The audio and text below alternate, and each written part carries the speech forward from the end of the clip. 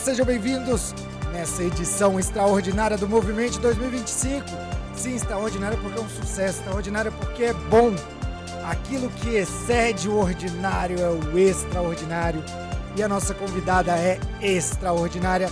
Tanto que eu vou pular o protocolo, que ninguém está sabendo disso, e vou presentear a nossa convidada, sim. Manu. Gente! Isso é inédito. Que isso? Isso Não. é inédito. Isso é inédito. É sério? É sério, Que é? Manu. Tô descendo aqui. Eu quero presentear você, Manu, tá aqui. Seus bandidos! Olha só. Gente, essa é um dos nossos grandes parceiros aqui, nosso, que é o pessoal da NR Joias e Acessórios. Segue aí, @NR Joias e Acessórios, Manu, essa é pra novidade você pra ter mim, essa e muitas outras joias também. Então, agora o Boss tem parceiros aqui, muita gente vai passar aqui. Então não esquece aí, ó, @NR Joias e Acessórios, maravilhoso. Parabéns, Manu, você merece. Agora sim, vamos passar a palavra para ele, Guilherme Goulart. viu? Eu tô meio impressionado aqui. Eu não- Rapaz, aqui é o movimento, movimento. O boss tem processo. O processo, de vez em quando, atropela o boss. Eu falei, eu vou fazer diferente hoje. Aí falou assim, deixa pro final, eu vou fazer no começo. Ah, tá na hora de arrumar uma confusão aqui nessa lógico. mesa, entendeu? Confusões criativas, eu lembro. Confusões criativas. Entendeu? Senhoras e senhores, Guilherme Goulart, cadê suas palmas pra você mesmo? Uma salva de palmas pra mim, que continuo sendo dono dessa bagaça aqui. Pronto. O dia que eles me tomar a mesa, eu tô fora do podcast. Mas aí ninguém vai brincar. Você vai é igual o Kiko, vai levar a bola e ninguém isso vai aí. brincar mais. Verdade. Senhoras e senhores, também está nessa mesa ele, Alan Jones. Ai, gente, saudade que eu tava de gravar com vocês. Saudade da Manu, gente. Que felicidade, Manu, te ter aqui com a gente. Gente, Manu, uma querida, Gente, né? olha o tamanho da confusão que a Alan, né, que gerou esse trem grande aqui, junto com esse tanto de parceiro, com esse tanto de gente. Ai, meu brinco, Jesus. Aí, eu prontão confusão. E aí, hoje de manhã, ele tava me mostrando o palco que eu vou palestrar. Eu falei com ele que eu não tenho nem roupa pra isso, gente. Não tem tamanho pra aquele palco, não tenho roupa pra isso. Lindo aquele palco, né? O que é aquilo, gente? Tecnológico. Tá maravilhoso. O movimento Mas, esse ano assim, investiu bastante nessa estrutura, né, John? Maravilhoso. Gente, a gente, de verdade, a concepção desse evento aqui, Gente, a gente tem que trazer para Minas, Não. porque a gente fica muito refém de São Paulo. Eu acho que, de verdade, tirando as dimensões, a gente não tá perdendo nada para uma Não. Nós estamos no Fire Festival da Educação. No Fire Desculpa, Festival. Excelente referência. Fire Festival da Educação. E sabe o que eu achei legal, assim, um evento feito nosso, mineiro, assim, foi muito legal, porque eu sou uma educadora de Minas, né? E quando começou a sair a programação, a organização do evento, aí vem... O Alan me chama para o evento, a Fundação Dom Cabral me chama para vir para o evento como professora da Fundação, outros parceiros, Manu, eu vou te indicar para o evento. Eu falei, gente, eu já tô nesse evento, tá? Mas é isso. Eu falei, olha que coisa, é um negócio que mobilizou mesmo todo o nosso ecossistema da educação, assim. Eu falei assim, nossa, se quiser me colocar 5 vezes na programação, pode me pôr. Cada um põe um parceiro diferente. Não, e o mais legal disso tudo é que a gente quis respeitar a mineiridade, mesmo que a gente é bairrista. É. E assim, e a turma que Pra tá entrar aqui tem que saber onde você tá entrando. Tem que saber tomar Comer um pão de café e queijo. comer um pão de queijo. É isso aí. É isso aqui, aí. não é aqueles pão de queijo que serve, não, é o pão de queijo Né? mineiro, que Ó. tem queijo. Honesto. Não é polvilho puro, não, né, John? Não. De jeito nenhum. Jamais. Mas obrigado, Manu. Vou ler o seu currículo aqui novamente, que é o currículo maravilhoso, aquele que humilha o nosso. Não. Mas a gente vai ler aqui. Mas nem precisa. Precisamos, porque embora é difícil alguém que não conheça Manu Bezerra. Mas, para quem não a conhece, falarei sobre.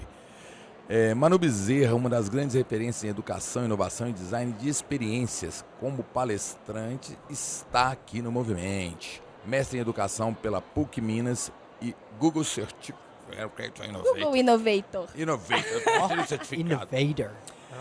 Fundadora da empresa Confusões Criativas, onde desenvolve programas de aprendizagem para a era da exponencialidade. Muito bom. Experiência em instituições renomadas como Colégio Magno, Colégio Santa Marcelina, Bernoulli Sistema de Ensino e Fundação Dom Cabral. Especialista em design de experiências, futuro do trabalho, lifelong learning e cultura de aprendizagem. Instrutor e consultor de grandes projetos educacionais em parceria com a Sebrae, Fundação Dom Cabral e Rede Globo. Plim, plim. Plim, plim. Manu. Esse som eu não tenho aqui, vou botar na mesa da próxima. Manu, Faltou. a gente hoje vai conversar. Vou mostrar a intencionalidade pedagógica no processo criativo, como que a gente tira os pensamentos do lugar com bastante intencionalidade e trazendo isso para o contexto tanto do ponto de vista do gestor escolar e das redes de ensino, quanto do ponto de vista daquilo que chega no chão da sala de aula. Sabe a resolução de segunda-feira? Que você já vem para um evento grande como esse, e o que você faz com aquilo que você construiu de repertório, né, nesse ambiente. Então, eu acho que as pessoas que estão tendo oportunidade, o privilégio de estarem aqui, sair com uma caixinha de ferramentas, sabe? Eu estou chamando que as pessoas podem conseguir sair daqui com uma caixinha de antecedentes criativos. Ô, gente, criatividade é tudo, né? Manu, você sempre, desde a nossa primeira conversa, se desafiou a literalmente desafiar aquela lei da ideia de que a gente não nasce criativo. E você sempre buscou combater essa ideia e mostrar que a criatividade ela é aprendida, ela é organizada e ela é necessária. A gente viu aí, tivemos um episódio agora há pouco com a Gina falando dos desafios, dos conflitos, dos confrontos. Ela vai além, óbvio, ela está falando de muitas vezes a dor que o aluno sente do bullying, do descaso da própria violência. Como é que você acha que as escolas devem se apropriar desse elemento da criatividade na sua prática docente? Qual dica você já traria já na abertura desse episódio? O que você tem para dizer para a gente sobre criatividade?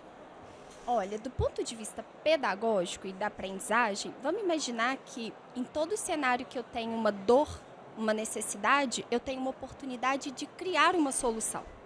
Então, da perspectiva, né, de pensar a criatividade enquanto inteligência, enquanto desenvolvimento de comportamento, de atitudes e de habilidades, é a gente levar o estudante a perceber e identificar as suas dores, as suas necessidades dentro do seu contexto, do seu território educacional e de que forma eles podem empreender uma prática de processo para resolver aquele problema, mobilizando saberes, mobilizando conhecimento científico, repertório, capacidade autoral.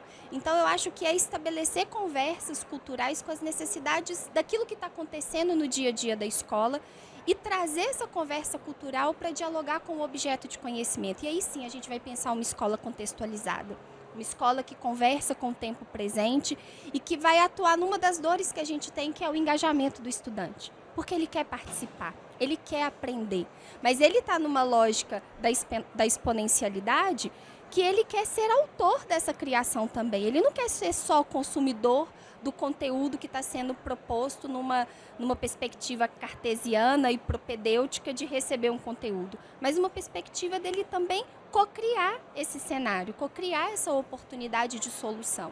Então, eu acho que é um pouco disso que a gente vai conversar amanhã. Rapaz do céu! E eu só queria saber se tinha jeito de desenvolver a criatividade. Você tem solução, Gui. Você tem solução. Ela quis dizer que você tem jeito. Quer dizer, talvez não na sua idade, mas... Não tem. É isso? Aqui. Porque assim, eu ia falar, não no seu tamanho, não. Aí eu não ia dar certo na sua idade. Eu vou chamar a Gina aqui, que isso é violência, viu, bicho? Chama Chama a Gina. Mas vamos lá, a gente estava falando aqui o seguinte, que o menino ele quer ser protagonista, e a gente busca essa questão do engajamento. A gente está com... O que mais estava engajando ultimamente é isso aqui, né? Isso aqui está engajando, tem uma beleza. Isso aqui virou uma ferramenta que agora uma lei tirou isso da mão do menino. O que a gente vai fazer agora com esse menino? Ô, John, eu queria até dar uma pimentinha aí nessa sua pergunta, o que nós vamos fazer e, de fato, isso é um vilão para a criatividade ou isso é um recurso que potencializa essa criatividade? Como é que você vê essa questão? Eu vou arrumar assessor de imprensa para... Vou arrumar assessor de imprensa. É isso que dá audiência. Ok, bomba! Agora a gente vai ter uns 5 Adorei. Eu vou arrumar um assessor de empresa para fazer verificação de pergunta polêmica. Amor, corre aqui. Socorro! Alguém me tira daqui, dessa sala. Pula, E aí, vai pra sobra. Aquele negócio, aí, né, e a lei? O que você achou da lei? Mas eu acho... Não, eu não tenho problema de responder, não, de verdade. Até porque tem perspectiva pedagógica para responder isso. Mas, assim, eu acho que a gente chegou num contexto com o uso do celular. Não vou falar das tecnologias digitais, não. Do celular, a gente chegou no uso...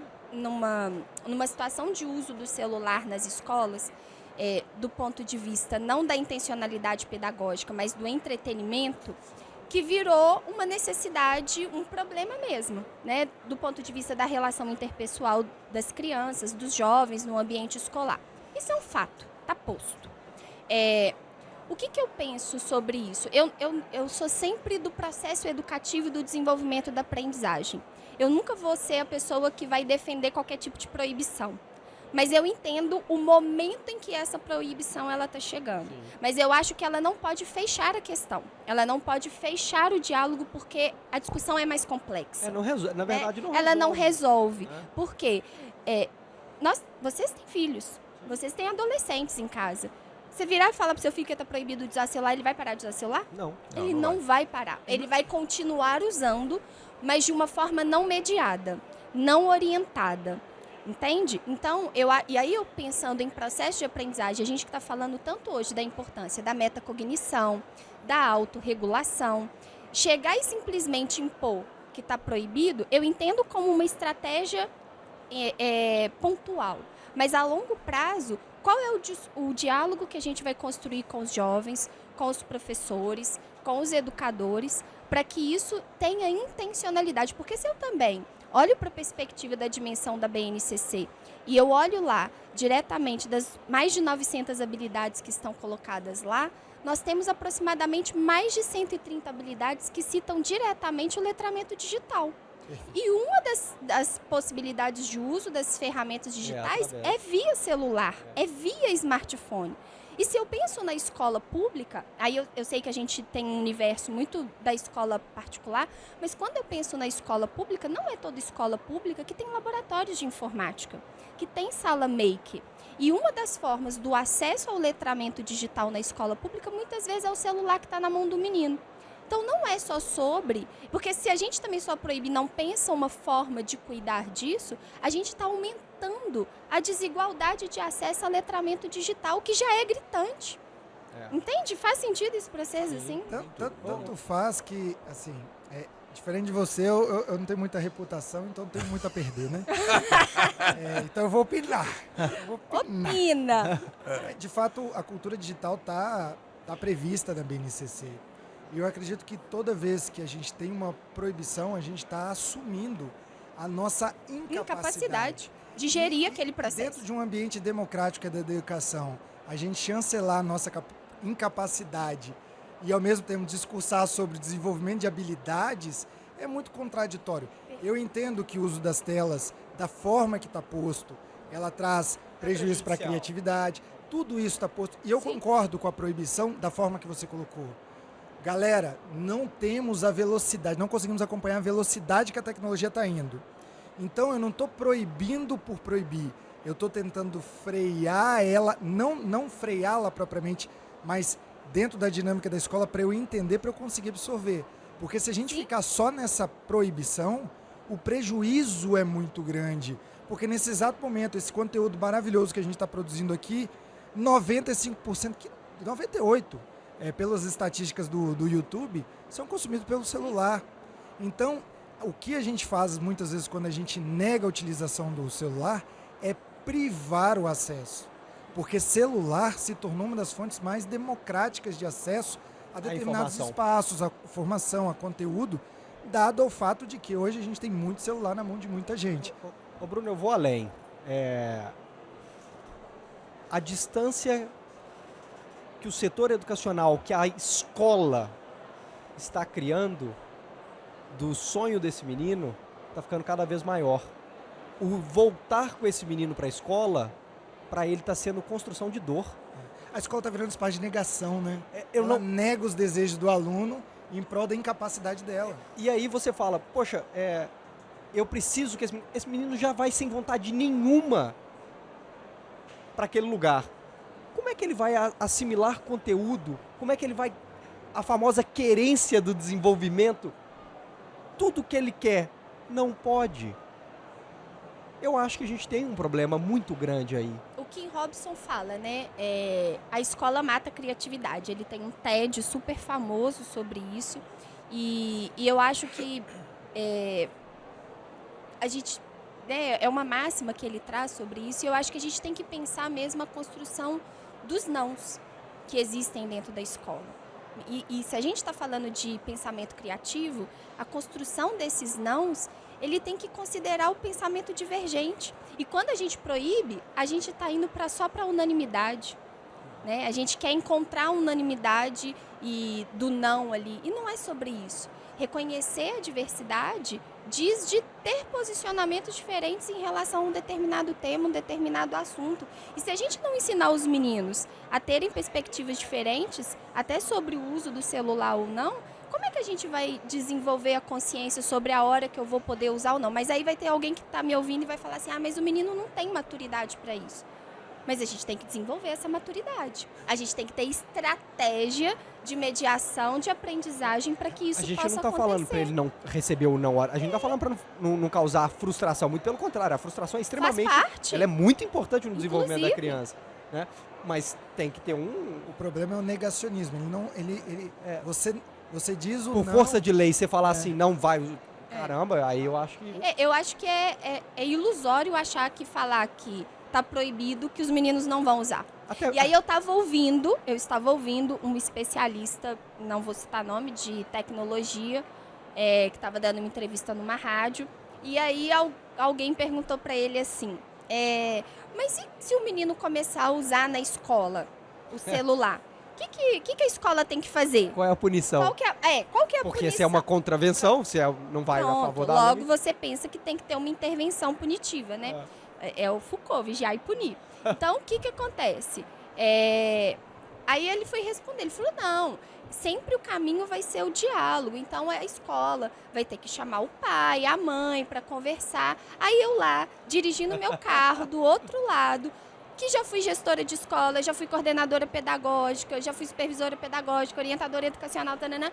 Falei, cara, você nunca deve ter entrado numa escola. Como é que você está sugerindo a cada menino que usar um celular ter que chamar o pai para conversar? Nós não vamos fazer mais nada na vida, nós só vamos ficar atendendo pai para falar que o menino usou o celular.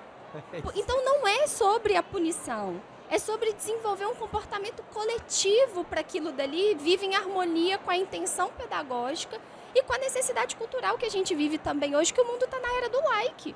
Entende? O mundo está na era digital. É quase que extensão do nosso corpo aparelho. Entende? Todos nós. E aí a gente fica com esse discurso, são os meninos. Não, gente, somos todos nós. E aí, assim... Somos todos nós, não são só os meninos. Para abandonar a reputação de vez... Pelo amor de Deus. Gente, eu sou a favor da educação, do desenvolvimento da aprendizagem para isso. O meu discurso é o seguinte... A lei não veio para beneficiar a escola, veio para beneficiar o pai que é incapaz, que falta coragem para ele ter uma chancela de culpar um terceiro. Porque deixa eu te contar, Caramba, a escola já proibiu. Ó, isso é ele que tá falando, e eu não tenho nada a ver com isso não. Gente, não é o boss, essa não é a opinião do boss. Isso, para deixar Deixa eu te claro. contar. Vamos colocar os pingos nos is nessa mesa. Vamos dar os nomes aos bois. Deixa eu dizer por quê, deixa eu concluir. Gente, já era proibido na escola. Já era. Já era. Em que escola Já era. liberado utilização livre demanda para o adolescente? Nenhuma. Exatamente. O que aconteceu agora? Só que muitas vezes o pai, incapaz de dizer ao filho que ele não pode levar porque ele tinha que encarar um adolescente, ele deixava levar. Porque era obrigação da família ajudar nessa mediação. Porque se a criança não consegue fazer sublimação, se a criança é incapaz de gerar sua regulação, de se autorregular, ela precisa do aporte do adulto, amigo, o problema não está no celular, porque o aluno sai da escola, ele vai para casa, ele fica 5, 6 horas na escola, o resto do dia ele está no celular do mesmo jeito. Você acha que você mudou a parte criativa, a parte cognitiva? Claro que não. Então, se os pais não assumirem o protagonismo, se os pais também não assumirem essa mediação, não adianta nada. Então, de fato, eu acho que essa lei beneficia muito mais a família, que agora ele pode falar, filho, você não vai levar pra escola não, porque existe a lei. Porque proibido sempre foi. Eu quero saber que escola que liberava o aluno a ficar mexendo no Instagram durante a aula.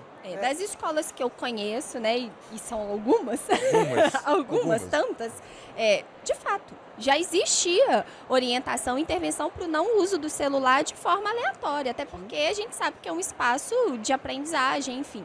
E eu acho que essa perspectiva, né, a gente tem que saber medir muito.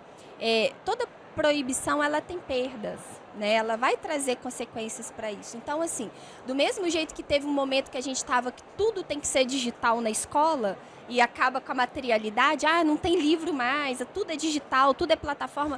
A gente já tem estudos aí apontando a necessidade de manter a materialidade também. Então, tudo que é extremo demais, chega uma hora que nós vamos chegar lá na frente, a gente vai relativizar. A gente vai voltar e falar assim, olha, perdemos nisso. Então, por isso que tem que pensar o equilíbrio. Qual é a hora do uso do celular com a intencionalidade?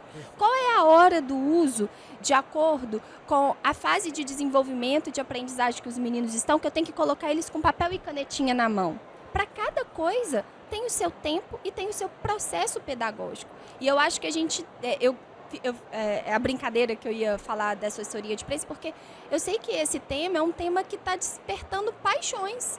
Está quase torcida de futebol, um para o lado e um para o outro. E eu acho que a gente, como educador, a gente tem que ter a responsabilidade do bom senso e da coerência. A coerência com o desenvolvimento da aprendizagem e dos letramentos necessários para esse menino lidar com o mundo que ele vive. Porque a aprendizagem e a educação não é só para o menino fazer uma prova e um conteúdo. E se o uso do celular é um problema da sociedade contemporânea, a gente tem que educar sobre ele. Porque essa é uma necessidade de comportamento dessa geração. Então, sem o saudosismo da minha época era assim, não. Na nossa época era assim, mas na deles é assim. O que a gente vai fazer enquanto educador? Eu sou muito fã. O peão não necessariamente é melhor do que o videogame, né?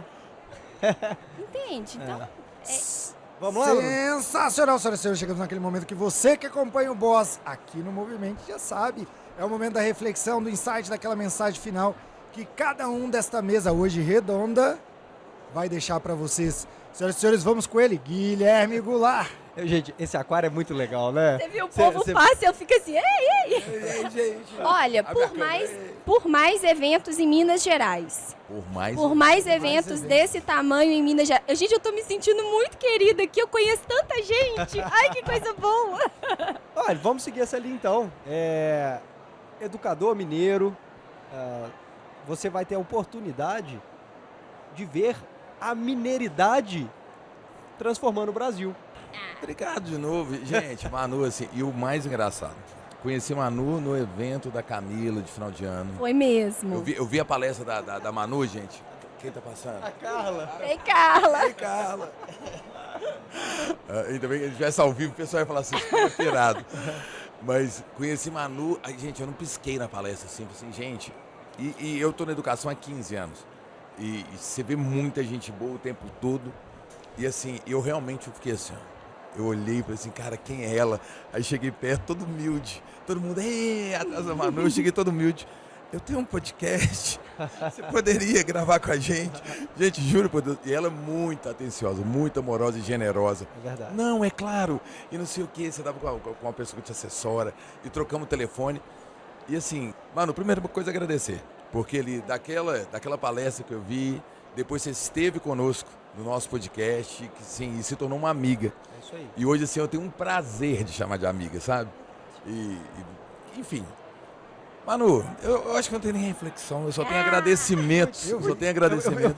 Eu percebi também, você percebeu? Eu percebi. Eu percebi. Eu só tenho agradecimento. Eu me emociono. Eu falei, ele gastou os minutos dele. Eu me emociono assim, e hoje na hora de palestrar, que eu vi Manu ali, eu falei assim, cara, eu vou falar o quê aqui?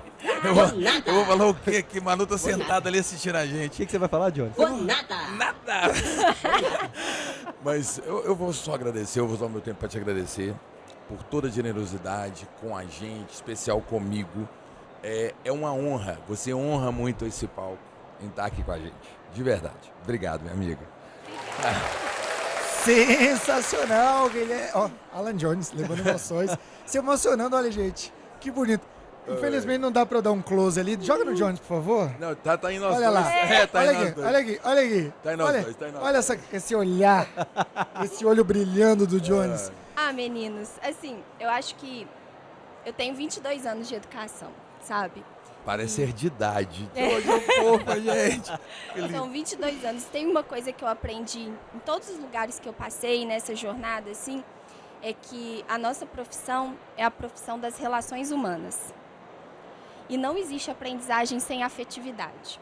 Então, assim, quando eu aceito um convite para ir em algum lugar, é porque eu efetivamente estou colocando o melhor da minha energia naquilo dali. Porque são sobre pessoas. E é o nosso tempo de vida. É o tempo de vida. Quem é educador sabe que a gente abre mão do nosso tempo de vida com a família, com os nossos, para fazer isso daqui. Né? É a nossa vida e é o tempo de vida. Eu desconheço profissão que fica fazendo curso todo final de semana. É a nossa profissão. Então é sempre sobre tempo de vida. E esse tempo de vida ele tem que ser muito, muito afetivo. Então, que a gente nunca esqueça que a nossa profissão é a profissão das relações. E relação só se faz no afeto. E é assim que a gente aprende. Sensacional, senhoras e senhores. Muito obrigado. Esse foi mais um episódio do Boss aqui no Movimente edição 2025. Esse evento que tá um sucesso. Meu recado final para você, educador, é participe de eventos como esse, participe do debate. Se vamos ter tela, se não vamos, se vamos ter celular ou não, a gente precisa coletivamente escolher aquilo que é melhor para o nosso alunado, para a nossa comunidade educativa. Precisamos desenvolver o protagonismo jovem com responsabilidade e, acima de tudo, desenvolvendo suas habilidades, suas competências e não negligenciando nenhuma delas. Fique com Deus, meu helicóptero chegou. Até mais! Vai! Porque o boss tá on.